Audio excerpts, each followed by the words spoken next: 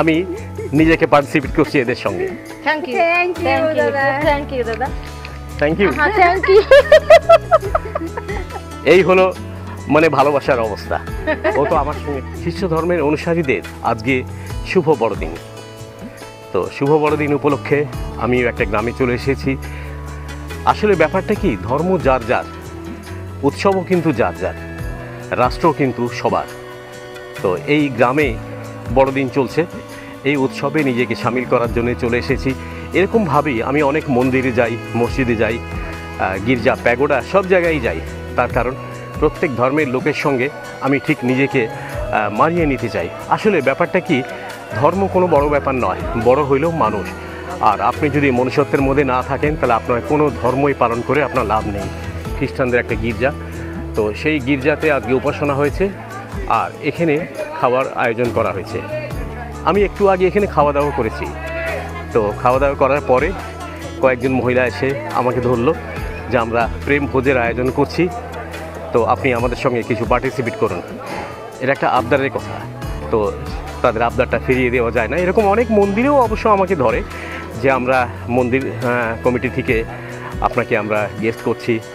আসল ব্যাপারটা কি, যে উৎসব কিন্তু বারবার আসে না, উৎসব মাঝে মাঝে আসে। সেই উৎসবের সঙ্গে, যে কোনো ধর্মেরই উৎসবের সঙ্গে যদি নিজেকে একটু সামিল করে নিতে পারেন, তাহলে যাদের সঙ্গে সামিল করছেন তারাও আনন্দিত হবে, আপনিও যে আনন্দিত হবেন না এমনটি নয়। এর আগের ভিডিওতে আমি বলেছি যে সংখ্যালঘু বলে বাংলাদেশে কেউ নাই, সবাই কিন্তু বাংলাদেশি।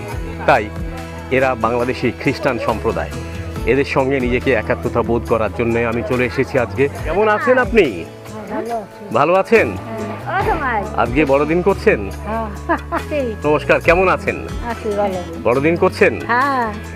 কেন বড়দিন করছেন? আনন্দে আছেন? ঢাকায়। আপনার নামটা ভুলে গেছি।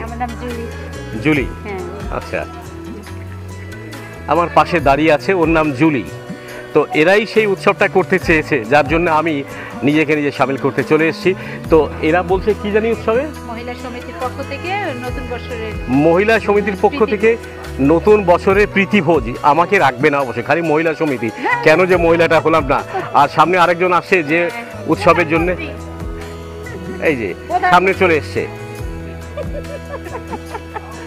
দেখতে পাচ্ছেন যে মহিলা সমিতির জন্য ওরা আমাকে বলেছে, আবদার করেছে মহিলা সমিতির ভোজ করবে।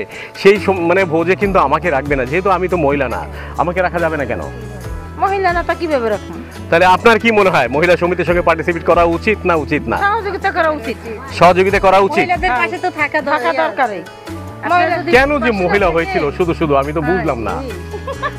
তাহলে আমি মহিলা সমিতির সঙ্গে নিজেকে একাত্ম বোধ করছি। আমাকে মানে নিমন্ত্রণ করুক আর না করুক, আমি কিন্তু এদের সঙ্গে আছি। আপনার কি মনে হয়, থাকা উচিত? আমি নিজেকে পার্টিসিপেট করছি এদের সঙ্গে। থ্যাংক ইউ দাদা। Thank you. Thank you. এই হলো মানে ভালোবাসার অবস্থা। ও তো আমার সঙ্গে ধর্ম যার যার, উৎসবও যার যার, রাষ্ট্র কিন্তু সবার। এদেশে কোনো সংখ্যালঘু নাই, সবাই বাংলাদেশি। তো ভালো থাকুন, সুস্থ থাকুন, দেখা হবে আগামীতে আরেকটা ভিডিওতে। শুভ বড়দিন।